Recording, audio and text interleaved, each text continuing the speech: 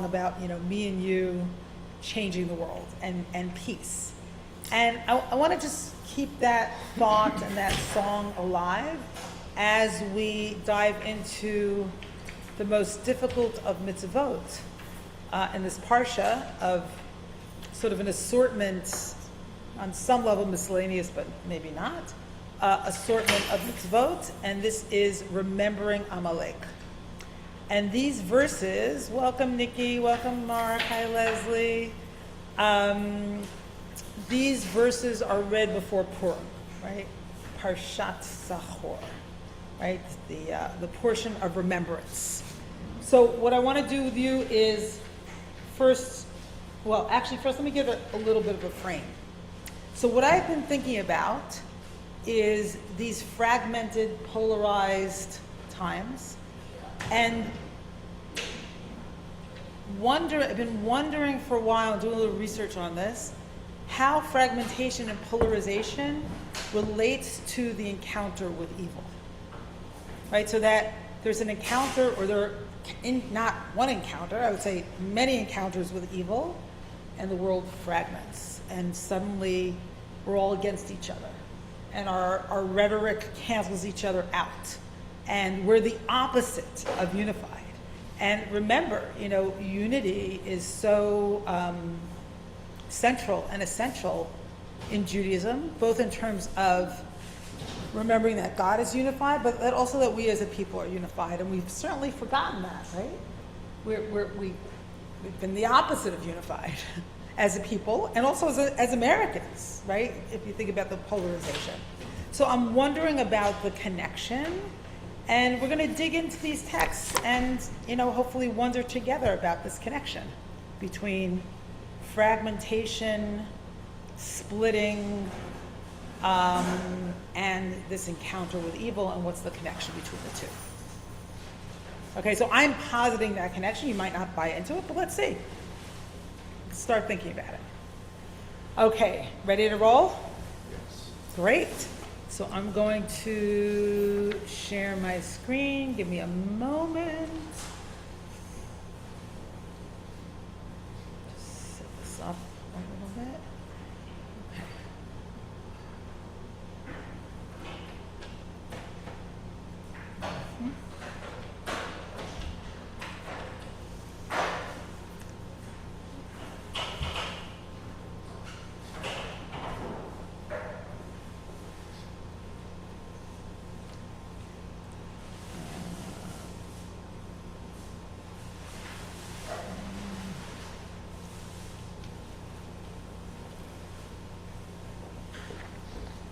Okay, do people online see the screen, see the source sheet?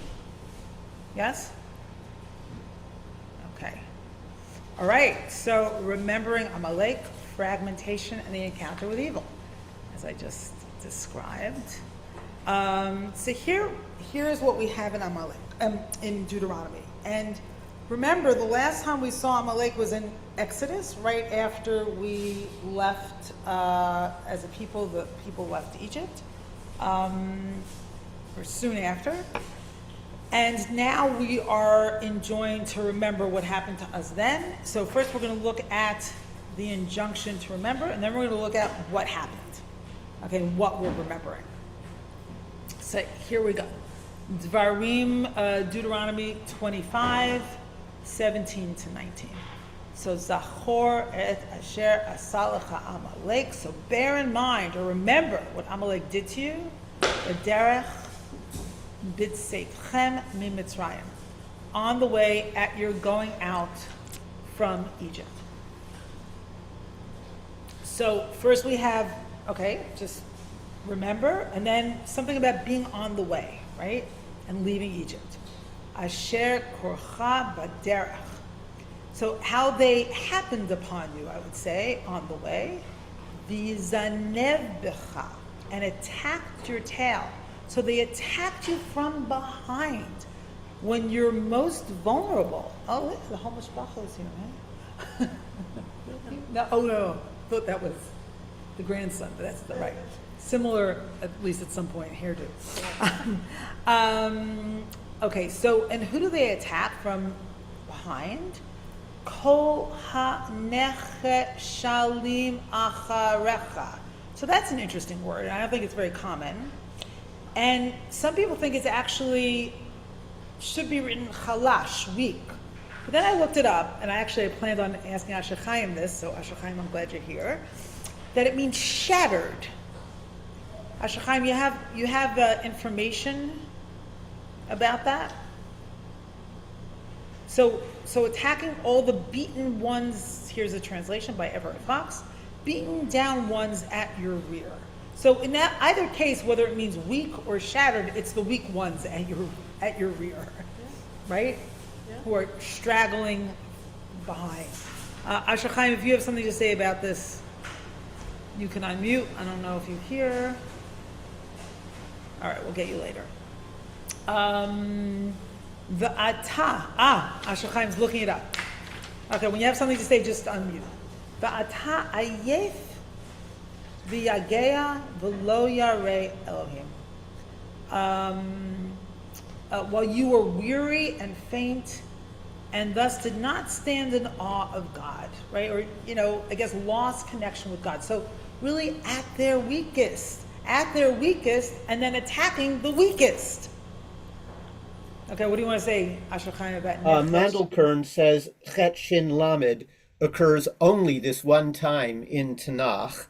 Okay. And he says, there are those who connect it with chalash. Yeah. So there's those who connect it with weakness, but otherwise it does mean shattered. Is that correct?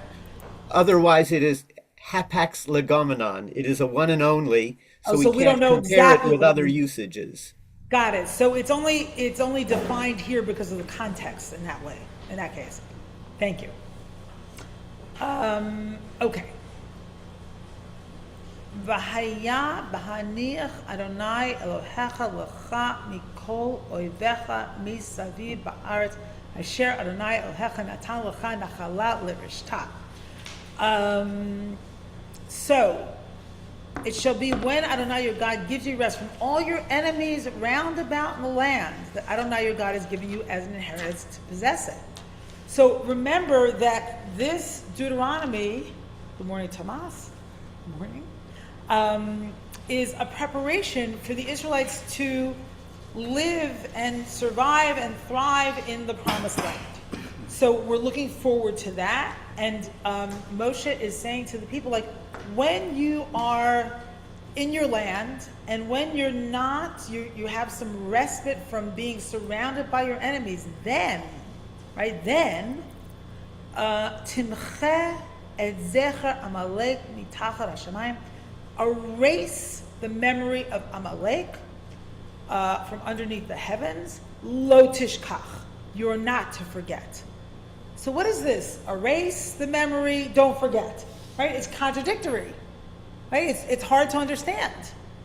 Okay, let's take some quick ideas. What does this mean? First of all, why only when we have sort of respite and peace in the land are we to fulfill this mitzvah, number one?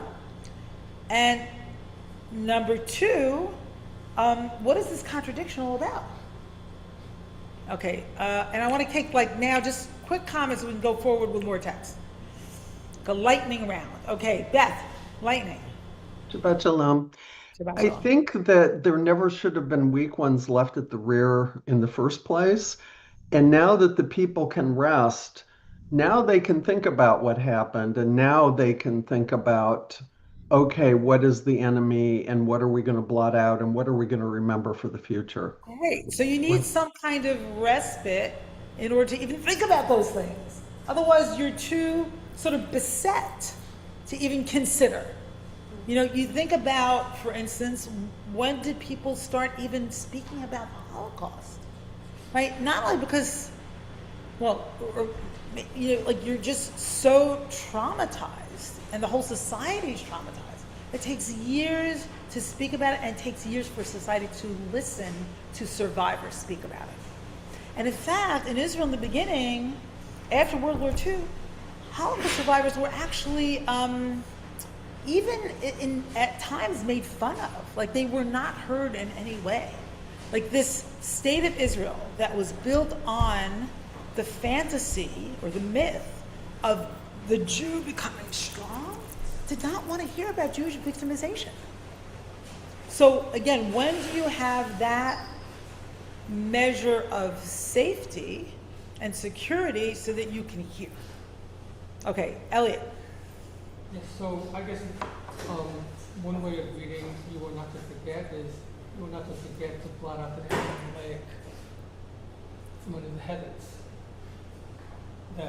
That's you don't forget to do that. In other Yes. words, don't forget. I see. Don't forget to blot out the name. I see. So don't forget, in a sense, to remember. That's right. Right. That's right. Don't forget to remember. Don't forget to remember. Okay. And also to free yourself from your enemies. And blotting out the name, you could look at that, I guess, as freeing yourself from your enemies. This reminds me of, and I think it's in this parsha of building the. I'm sorry, Elliot. Can you move the mic closer to you, please? Oh, I'm sorry. Yeah. It reminds me, I think it's in this parsha. Building a roof. Building a A roof. guardrail around Right. on a roof. Building a guardrail, and basically, by doing that, it's sort of paradoxical. Your enemies, you'll kill your enemies. You get rid of your enemies by building that. The enemies will fall from the roof when you build the roof. So there's something there about, to me, about ridding yourself of enemies, whether it's external or internal. Interesting. Okay, I think we're going to come back to that probably. Yeah, Linda, and then a couple people on the room and then, on Zoom, and then we're going off. So a couple of weeks ago, I was here and now. Right past the- Past the mic. So a couple of weeks ago, we were talking about a passage about names. That's what it was about. Yes, that's exactly what it It had to do with names and how when you name something, I don't remember what we were saying, but he's saying to blot out the name. Exactly. He's saying to blot out the name. Correct. It's the name. Yes, yes. So Yeah. I'm not sure how that ties together. Well, here it says, that's It's interesting. like, don't forget the experience. But it's interesting, in the Hebrew is actually not the name. Timche et zecher, the memory of Amalek. Oh, okay, so that's different. Mitachat, from under the heavens, don't forget. So I don't know why it's translated as the name, because they could be the same and they could be different. Okay, on screen, Adel. Good Shabbos, everyone. I grew up hearing Yamach Shemo, erase his name after the terrible destroyer of the Second World War. Blot out their name, yes. Yeah. Blot out the name of the evil one. Yeah, It's like exactly. in Harry Potter, he who shall not be named. That's right. No, I think it's a real connection. Right, the evil one you don't want to name. It's really interesting. Like that's another interesting connection. And also, who was at the end was the tribe of Dan. And the tribe of Dan was responsible for returning any lost possession to any of the tribes. They took care of the rest of the tribes, so they were attacked. Oh, that's interesting. Right. Okay, Miriam and B. Yeah, just going back to what you said about the Holocaust, I was thinking while you were saying it, the contrast of Ukraine and from the beginning of being attacked, of recording everything and not being settled and not knowing if they'd ever be settled, but getting proof and letting as much as they can the world know and trying to bring justice where they can as it's happening. So somehow getting the story out. But it's interesting, who believes which story, right? And we certainly see that in related to different traumas in our own world.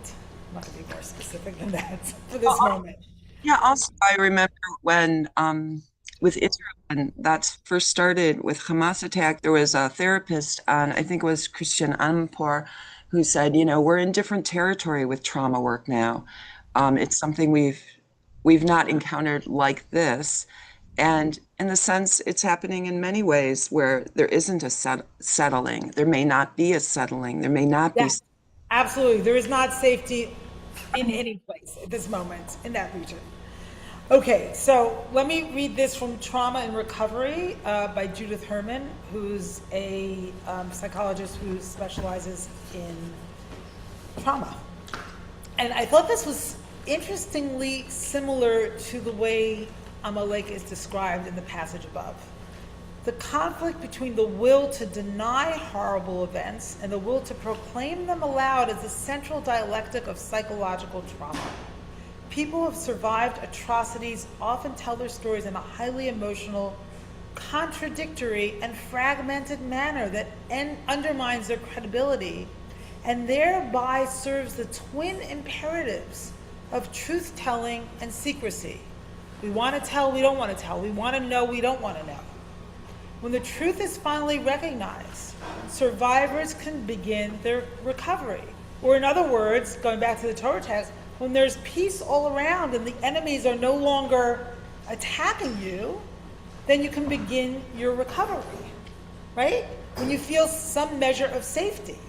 But that time never comes. Hold on, Tony, please.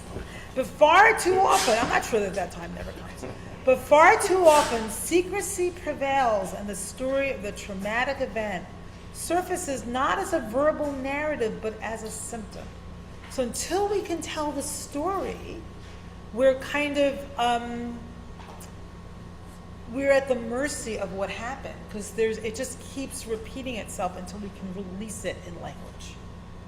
At least that's her claim. Okay, so more on Amalek. So I think this is really interesting. There's part of it that I don't fully understand, but I did a little research, so maybe I understand it, maybe I don't. So this is Rambam, who names all the mitzvot in the Torah in a book called Sefer HaMitzvot with some commentary, and this is the 189th mitzvah. Hamitzvah hakuf pei tet hi shetzivanu lizkor ma she'aseh lanu Amalek. The 189th mitzvah is that we are commanded to remember what Amalek did to us, right? So there was this trauma, might have happened in ancient times, or there's trauma that we're to keep alive somehow, to remember. Kishek Kidem laharalanu. So when he began to do us harm, the ni'orer hanefesh bidvarim lilachem bo, and to arouse our souls with words to fight him. The nashit magmatenu elav tamid levakesh evato. Sorry, and to direct our attention toward him constantly, to seek his hatred. This is his saying. V'hu amro yit'aleh zachor et asher asalacha Amalek. So why would we want to seek his hatred? And I don't think I understand that, but the commentary I read said, like, don't let Amalek be normalized. And we all know evil can be normalized.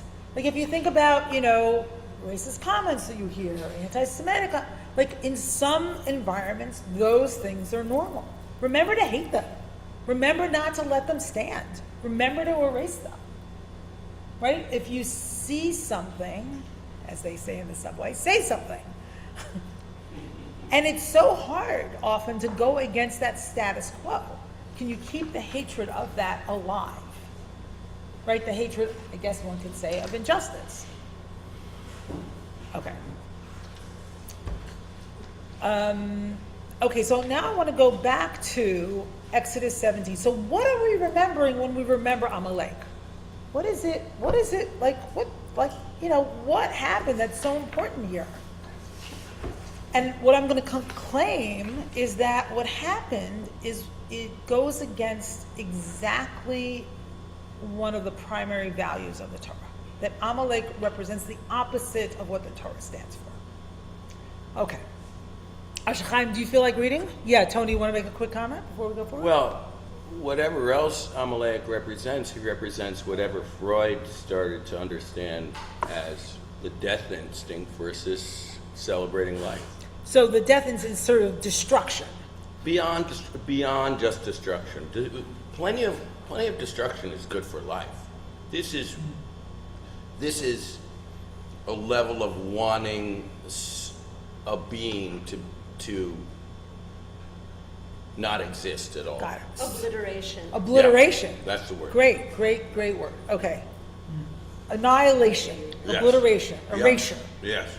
And it's interesting because we're supposed to blot out the memory. We're supposed to erase what wanted to erase us. Yeah. Yeah. That's interesting. It's okay. You sure? Yeah, I guess there's another way of reading this. Reading which? To direct our attention toward him, constantly to seek his hatred, rather than hatred of him, actually to seek his hatred toward you. Mm. And Why would you want to seek his hatred towards us? to remember that, To remember. to remember his. I see. Yeah. Got it. I'll just add that G.K. Chesterton says, the only thing that always goes with the flow is a dead thing. So you want to take a stand against, you want to take a stand against certain forces in life. Yes. And then sometimes you want to go with Take the a stand flow. against yourself. Sometimes you wanna go with a the lot of flow. the time. I don't understand what Elliot's saying. I'm saying that rather than the way we've been talking about it is seeking hatred. Could you put the mic by you, please? Thank you. Seeking, one way that we've been talking about it is we're sort of enjoying to seek hatred of him, and I'm reading it. Another way of reading it is to remember his hatred toward you. And why? Why is that helpful? I think about dealing with it directly.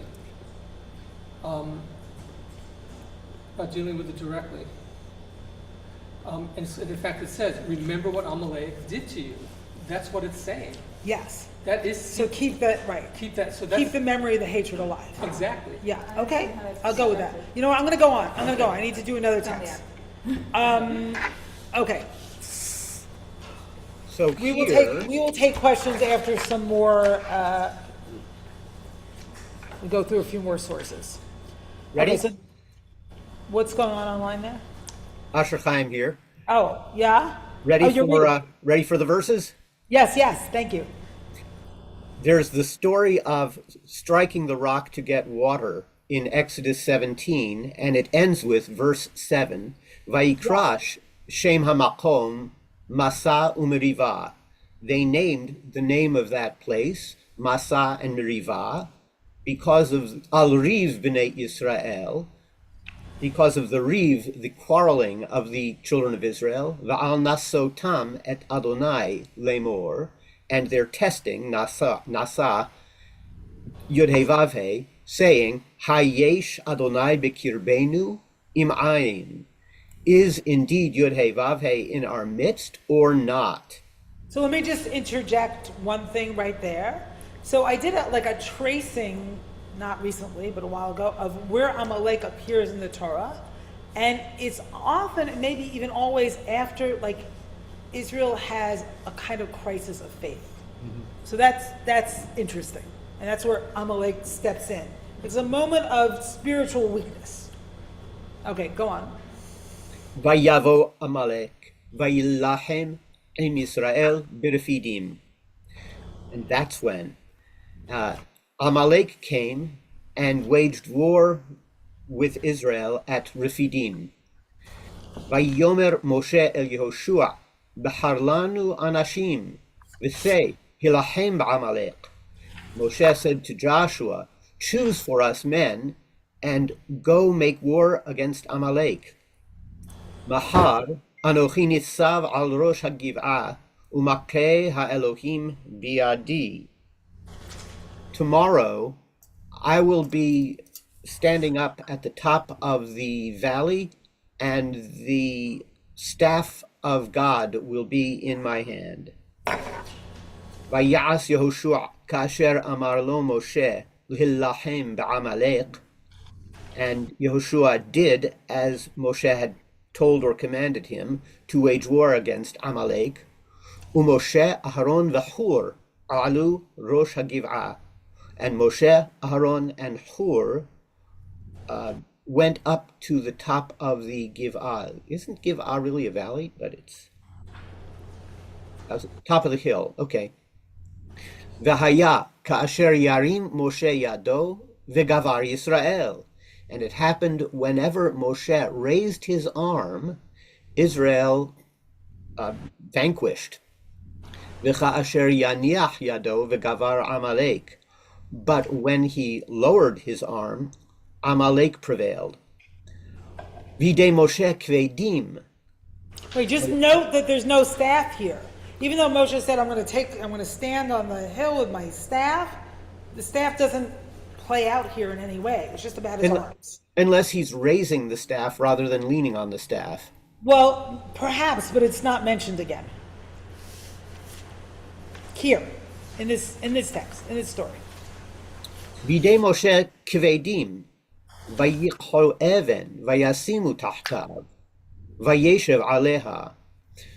Moshe's arms grew tired. They took a stone and placed it under him so that he could sit on it. Ve'aharon ve'hur tamchu v'yadav mizeh echad u'mizeh echad.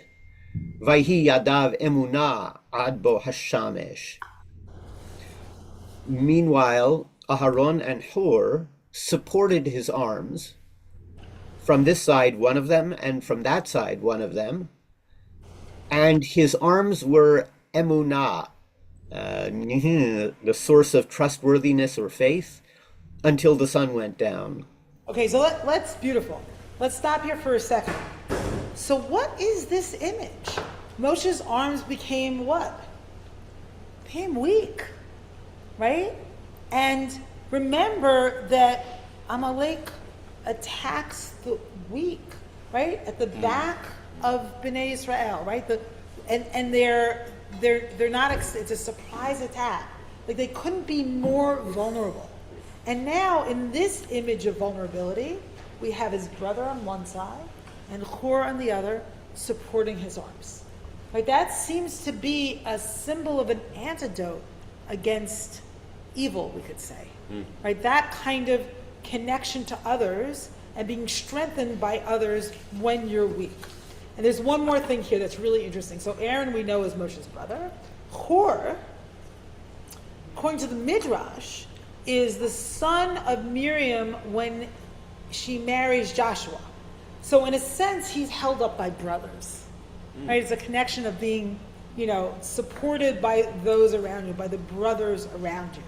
So again, that's that connection and that cooperation is also another form of the opposite of Amalek. Like what happens in weakness, interdependence, in order not to be attacked, is you reach out to others, which can be actually the hardest thing in the world when you're feeling weak. Who wants to reach out? I want to crawl under my covers and watch TV. Right? I want to be alone because I'm too vulnerable to reach out. So it's a little bit paradoxical. Hugely. Okay. So and then the next verse is interesting. Go on. 13. Vayahalosh Yehoshua et Amalek v'et Amo lefi Harev. Yehoshua weakened Amalek and his nation by the sword. Great. So we have Amalek who attacks the weak. We have Moshe's arms that are weak but somehow strengthened by his brothers supporting him. And that leads to a weakening of Amalek. So this, you could say, if I could take a little literary leap, is a formula for fighting evil. It's actually connecting and supporting one another. And I know it feels a little, again, Pollyannish, namby-pamby, like really? That's how you defeat your enemy? I don't know. Maybe on one level. Okay. On one level, what? Maybe on one level, that's how you defeat evil in the world. On one level. Okay, go on. ויאמר אדוני אל משה, כתוב זאת זיכרון בספר ושים באוזני יהושע. כי מחו אמחה את זכר עמלק מתחת השמיים. Yud-Heh-Vav-Heh spoke to Moshe, write this memorial in the book, scroll, and place it in the ears of Joshua, that I will obliterate the memory of Amalek from underneath the heaven. So again, we have that paradox between zikaron, memory, memorial, and erasure or obliteration, right? Those twin responses seem to emerge around evil. Okay, go on. ויבן משה מזבח, ויקרא שמו Adonai Nissi. Moshe built there an altar and called its name Yud-Heh-Vav-Heh, pause, is my banner, miracle, sign, symbol, Nes. Vayomer ki yad al kes yah milchama ladonai ba'amalek midor dor.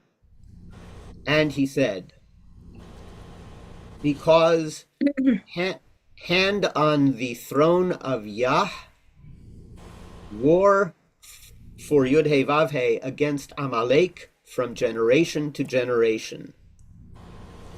Great. So there's either a strange scribal error here or a very meaningful scribal error in the fact that there are two words in this verse that are truncated. One is case for kiseh, and the other is Yah for God.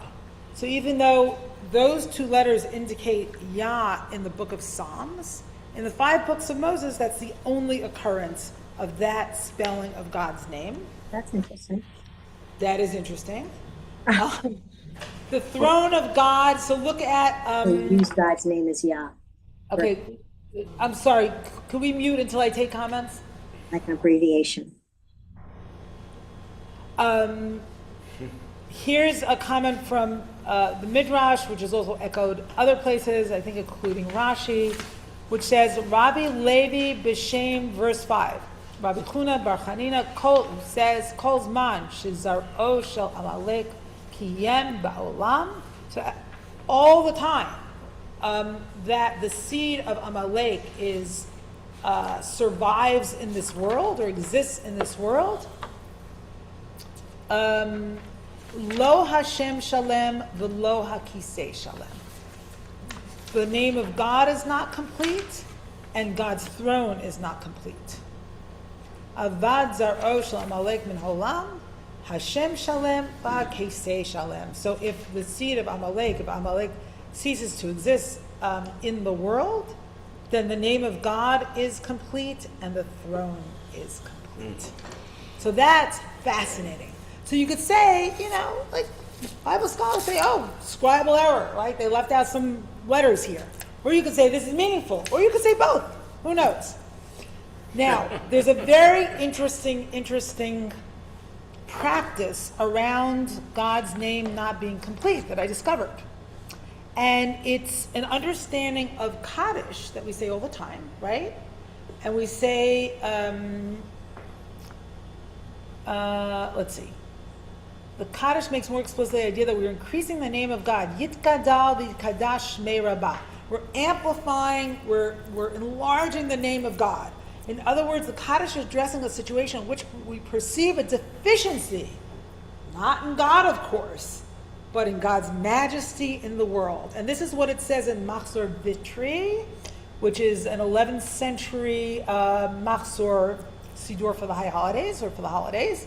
And it says, we are praying that God's name be completed.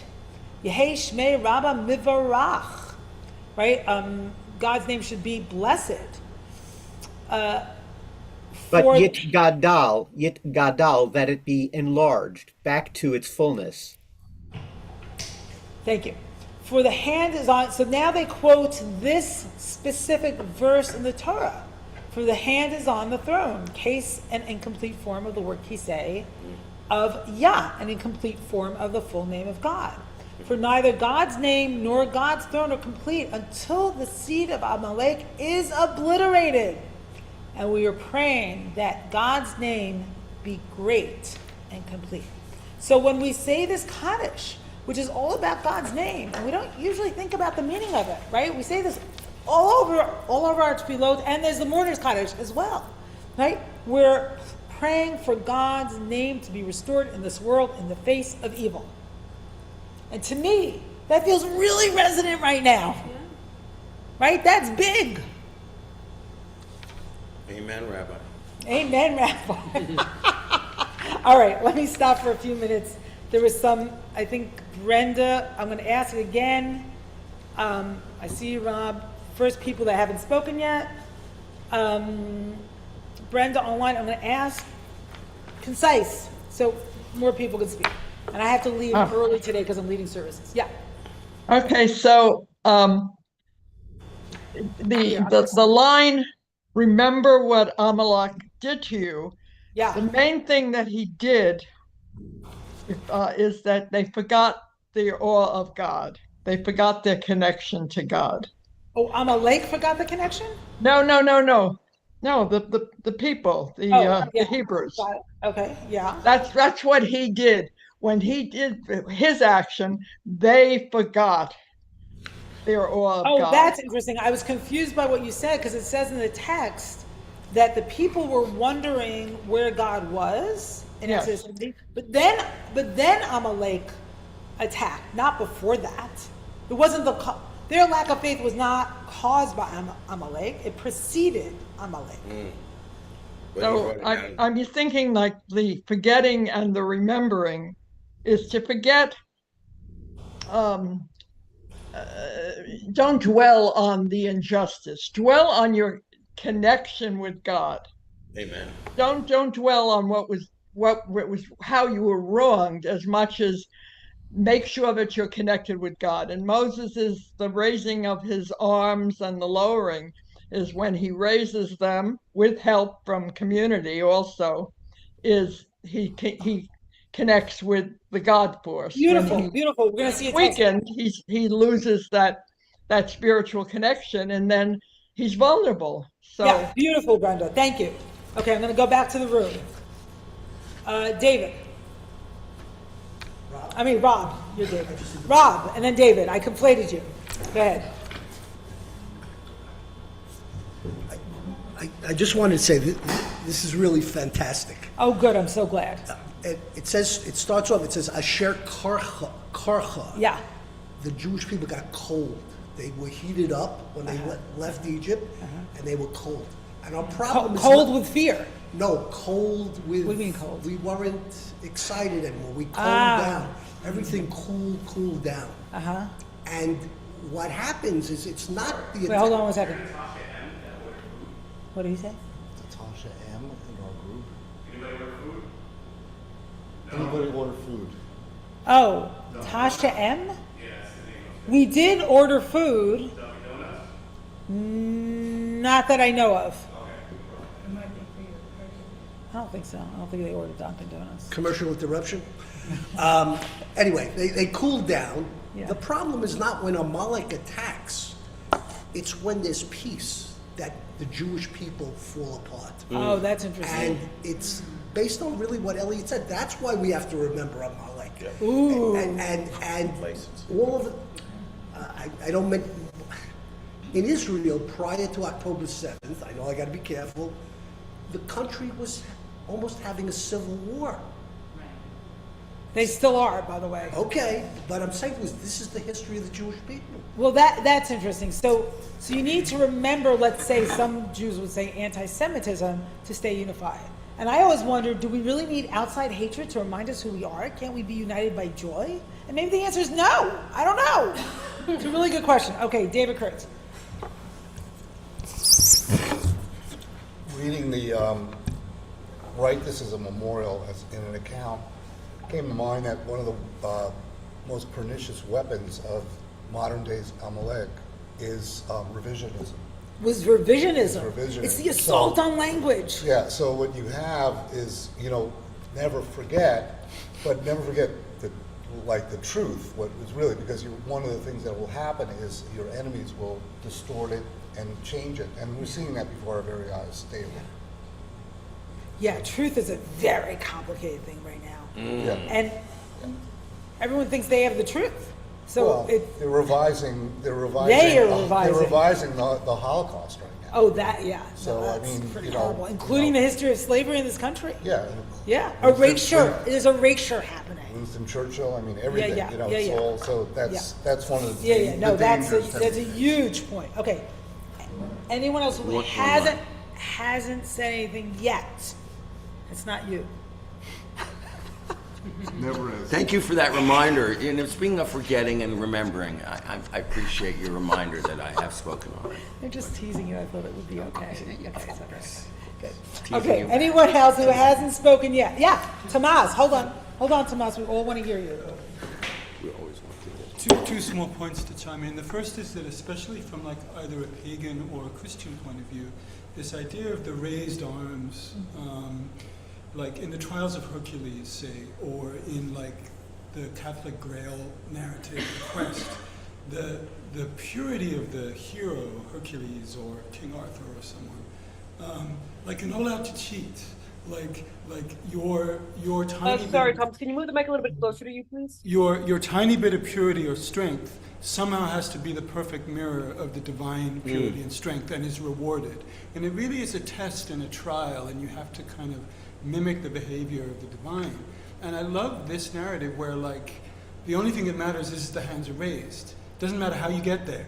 Right? Yes, that's right. And you That's get there right. through reciprocity and Right. community and Right. intersubjectivity. Doesn't matter how you get there, just go. They just have to be up. And that's interesting. That's become my mantra at this point in my life. It's like, just go forward.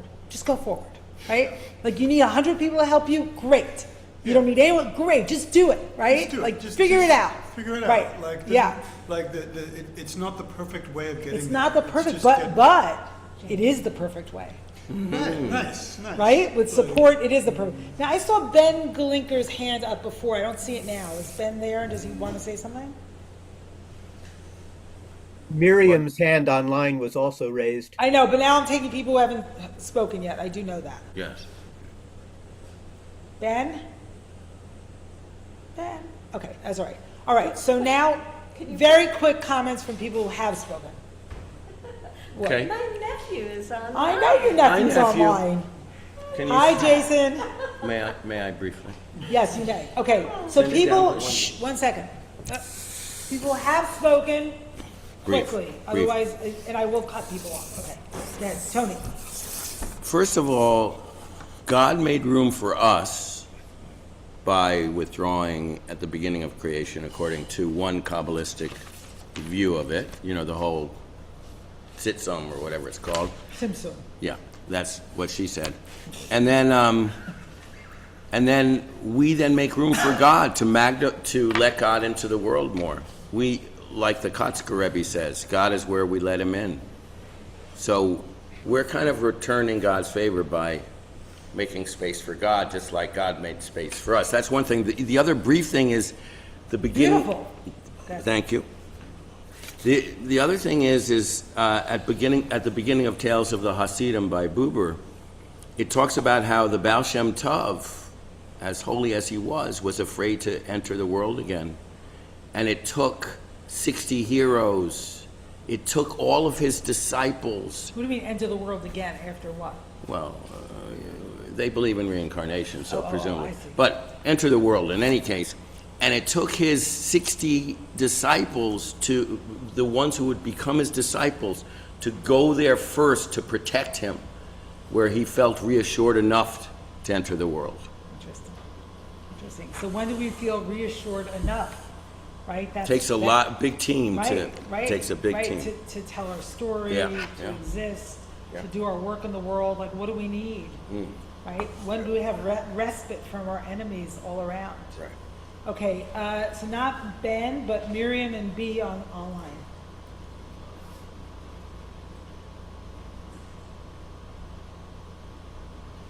Well, actually, I forgot to put the hand down. But Oh, okay, no problem. I would like to say that going back to trauma and telling the story, it's also, excuse me, mouth is full, the trauma that's in our bodies that isn't the verbal story, and that, in the animal world, there's constant unrest potential and in not being safe. And sometimes maybe are we in a time when it can be an illusion to think that there's some safe place out there we're going to get to, and then we can. It can be an illusion, but we can be very proactive in trying to establish what we need so that we feel safe enough, even though there's no complete safety ever. I agree, and I think that's a really important distinction. Okay, Linda, did you want to say something? The only thing I can think of about the remembering is to be on guard. Just be on guard. Vigilance. Be vigilant. Be vigilant. I'll have a minute for a personal story. When I've been married, I've known my husband 25 years. He's Christian.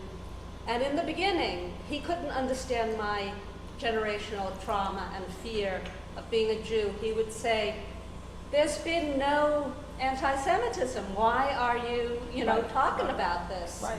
Ooh.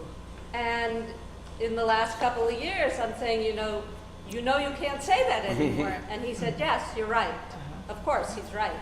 But that's the complacency. We forget. To him, it's far away. To me, it was still very close. Amen. Yeah, and I think, a friend of mine was saying she's the daughter of Holocaust survivors. So I'm going to say yes, and at the same time, she's going, it's exactly like 1938. It's exactly, and I said to my friend, well, there's certainly things that are happening that are like that moment. But if we don't distinguish between that moment and this moment, then we're really left undefended. True. Like if we don't see what's happening now and how it's different, Amen. then there's a problem. So the Well, church. I need to go on. I'm sorry. I'm going to go on. I apologize. Okay. The next one, number 8.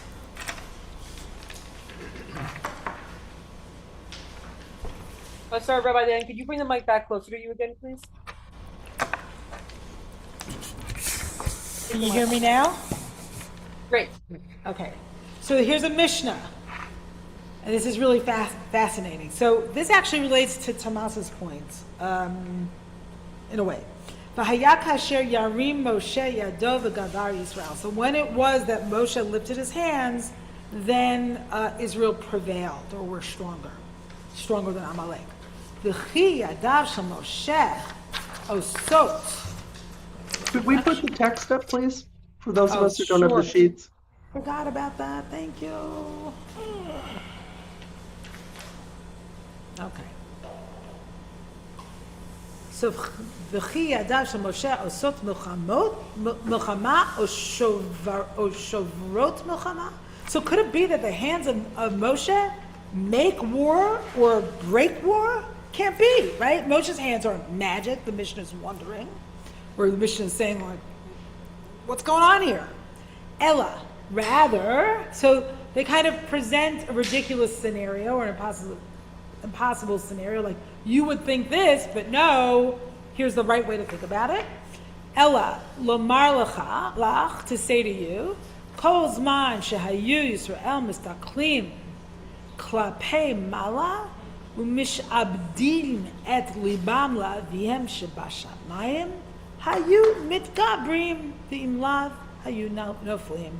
So every time that Israel would direct their vision upwards and subjugate their hearts to their parent in the sky, they would be stronger, and if not, they would be fallen. So it has all to do with the faith and the states of the hearts of the people of Israel, according to this Mishnah. Okay, so Kiddushat Levi, and I'm sorry I could not find the Hebrew of this. Could someone in the room read this loud with a microphone in front of them? David Kurtz, the microphone's near you. Can you read it? Number 9. Number 9, number 9. The locus of Amalek. Remember what Amalek did to you, by the way, when you came forth out of Egypt, how he met you by the way and struck at your rear all who were feeble behind you, when you were faint and weary, and he did not fear God. So let me just say one thing that I alluded to in my opening, but I think is worth making explicit. So a huge sort of, ethic that comes from the Torah and from our leaving Egypt is remember that you were strangers in Egypt, and thereby take care of the stranger, the widow, the orphan. So what Amalek does is the opposite. Amalek attacks those who are weak, and we are supposed to hold them up and strengthen them. So they represent our ethical opposite, or the opposite of who we're supposed to be, at least. Okay, go ahead. It appears that this is not simply that the seed of Israel is commanded to wipe out Amalek, which is the seed of Esau. Rather, that every person from Israel, the people, not the place, needs to wipe out an evil portion that we call by the name of Amalek, buried in his heart, her heart. The seed of Amalek is always found in the world, and since every person is also considered a small world, representing the whole, there is reality to Amalek being the force of evil in every person that wakes up every time to entice a person to do wrong, and on account of this comes the rememberings in the Torah. Do you want me to? Oh, right, that's it. Thank you very much. So what the Hasidim do, and this is a typical move, is they find the locus of the theme, the issue, the myth within, right? So now we're finding Amalek within. So if each of us represents the whole world, each of us is kind of a fractal of the whole world, then that's where we look for Amalek. So I wanted to include that view as well. And, I think that makes sense, right? That It's hard to see, though. it's hard to see, but that evil arises within as well as without. It doesn't mean that there isn't real evil in the world. It just means, don't forget, there's evil within as well. Is that the tradition that the evil impulse? Wait, pass the thing, and then I want you to speak louder also, Tomas. Just a clarification, isn't there some tradition of that evil impulse? That's the Yetzer Hara. It's not exact. It's not like Amalek. It's a little bit different. A little bit different. It's not considered pure evil. Okay. It's that same impulse from which we have ambition and build the world, and can also lead us astray. Right. Okay. Right, but it's not pure evil. Right. Right. It can lead us to Ra. Right. Impure evil is much more promising in a way. Yeah. Oh, hold on. Did you order something from Dunkin' Donuts? Yeah, right. Oh, you found it. Okay, good. Yes. I thought maybe you were looking for that. Okay, so now I see Barbara online, and then Wendy. Hi everyone. Good Shabbos. Shabbos. I just there's so much here. There's so much here to respond to. But I was just thinking about this kind of idea of complacency, of, not seeing that things could happen, and connecting that to what your friend was saying about this is 1938. Actually, I think it's like 1934. But and how, if we get complacent, like we have been very complacent in our country in the thought that our democracy is strong enough to withstand a lot of things that are happening, and that behind us, without us looking, we can then be attacked by Amalek. Barbara, that's a good one. Yes. When you're complacent, it's like being attacked from the rear. But if you turn around and face the issue, they can't attack you from the rear. I love that. Right. You have to be strong. And that's why, even though perhaps today is not like let's say the 1930s in Germany from my survivor. Yeah, my only argument wasn't it's not exactly like that. That we have to. It's not exactly. Fresh That eyes. fresh eyes, and of course it's so different because we all can know what's happening because we're all interconnected in a much greater way than we ever were back then. So, second point. Thank you. Thank you. Wendy.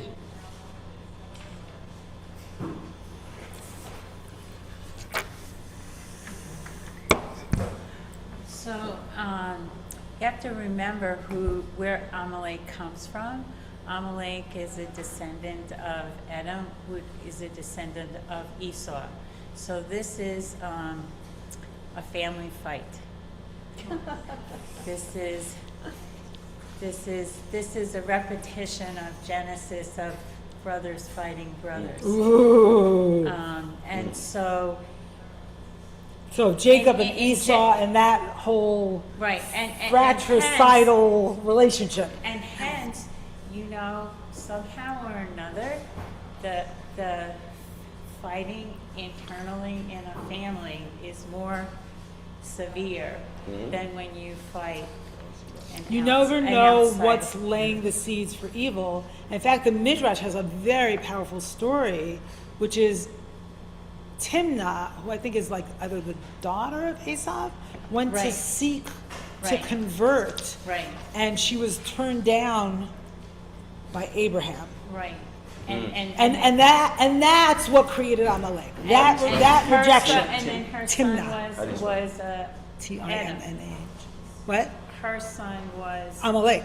Right. Exactly. T-I-M. Exactly. Yeah. T-I-M. Timna. Okay. Jesse, and then Linda. What? Shh. Wendy, can I have Such a fascinating discussion, and so many different layers, because it seems like the Amalek can be what's outside, and it can be the spiritual question within, and it's reminding me of, it operates on both levels. Yeah, and it's reminding me of your Alu program and the the Rabbi Lou's perspective, it seems, in that book that you recommended, that the only spiritual question, right, is what's our responsibility? What's ours to do? What's ours, and then what's ours to do? Yeah, and what's ours to do, and that's so interesting because he goes out of his way. He recites the whole history of Mideast and whose story is right, and he's like, that's not important in the spiritual question. Not that it's not important, larger, but it's not important in the spiritual question. The spiritual question is only what am I to do and how am I responding? Because ultimately we can't change other people, and we can't change past or future. What we can change is how we respond in a moment. So in that sense, the whole notion of Amalek being part of us, and how we respond to that, and on some level one can say that's our whole relationship with God is what's the what can we do in our relationship with God to do God's will, to live in integrity, to do the right thing. It seems like you could read it all that way. So I think the question of what is ours to do is essential, but I don't want to make it all about us. Like, how do we respond to what's happening in the world? Both. Yeah. Beautiful. Okay, Linda, and now I'm going to ask her really quick questions because we're coming in for a landing. Okay. I have to leave early, and Don't leave early. I have to leave early because I have to lead services, and we have a few more texts to do. So join me in helping me move this forward. So just very quickly, Yes. it seems like it's about balance, right? Don't forget, wipe it out, but don't forget it. Our own, we grow up, we have our own personal traumas. Push it, don't dwell on it, don't possess it, but this, guard against it. Remember. Amen. But let me add something to that, which is, I think understanding your own trauma and the evil that you've encountered, and also the evil in the world, is profoundly destabilizing and unbalancing. And I think if you're going to go there, you have to be prepared not to be balanced until you regain your balance. Like yeah. Good point. Okay, so who else? Okay, Richard and Colleen, and then back to the text. We're heading in for a landing. Okay. Real quick, another Hasidic master considers the going to war portion right at the beginning of this parsha to be the struggle against the Yetzer Hara, and that we need to take the initiative. And he uses the word ki tzetzei to support that. I was wondering if you could give a moment on ki tzetzei as to why that supports our taking the initiative, as opposed to being They passive. say when you go out to war, and then the whole passage about the female captive. That's too much to. Yeah, I can't comment on that right now, but I will think about that. Thank you. Sorry.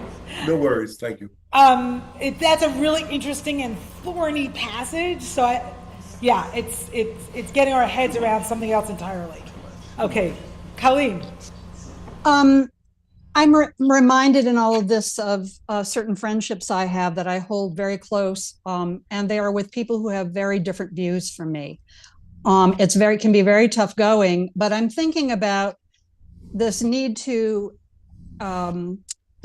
remember and to express that, but also our need to, and the need to act in a righteous fashion, but the need to also listen closely to our own words, because righteousness can also be somewhat hollow.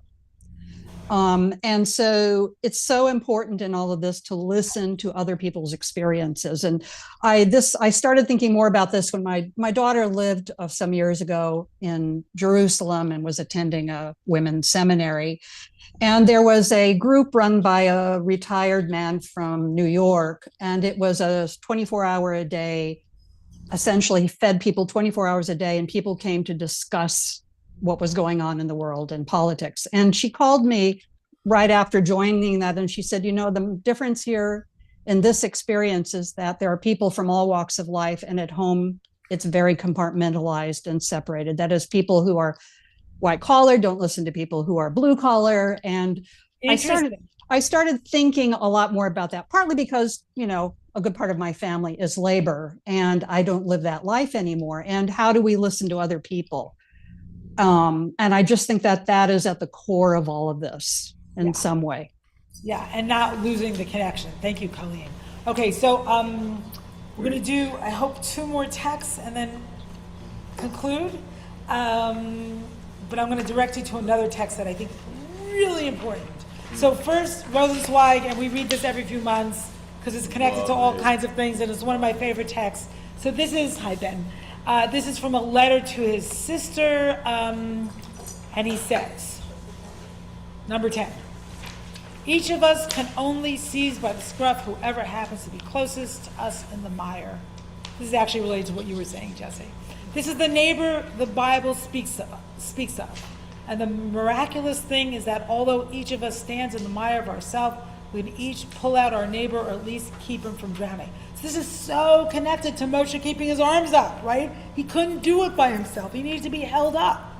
None of us has solid ground under our feet. Each of us is only held up by the neighborly hands, grasping us by the scruff, with the result that we are each held up by the next one, and often, indeed, most of the time, hold each other up mutually.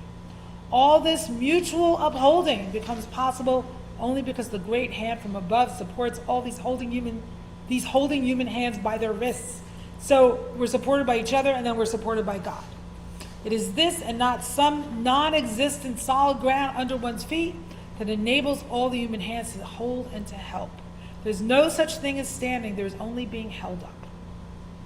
Amen. Amen. Okay, so that's number 1. And number 2, this relates to an opinion piece written by Anne Lamott, the writer, kind of an inspirational writer. But I thought it was really beautiful. I mean, she's basically saying, look, there's no stopping this evil. I mean, whether that's true or not, we could debate it. And what can we do in the face of that? And especially, the recent shooting of children. And she says we have to show up. We want to stay isolated from the suffering, but maybe the answer is to draw close to the crying woman whose husband was deported to Manila, to the person whose son drove off a cliff, to the little ones who are practicing how to stay alive. You can cry with them and get them a glass of water, move their car if it's going to be towed, take a sandwich to the grandma who hasn't eaten all day. So it goes back to like, what can we do? And also not protecting ourselves from one another's suffering, which is really hard to do, right? We want to protect ourselves from each other's suffering. We don't want to always be there.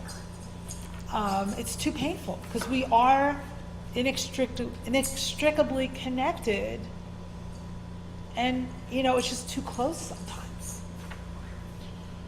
Okay, so I'm not taking any more comments at the end. I'm sorry. I called you up there because I saw your hand and then you were gone, so I'm really sorry, Ben. Okay, so this last text is really gorgeous, but we don't have enough time to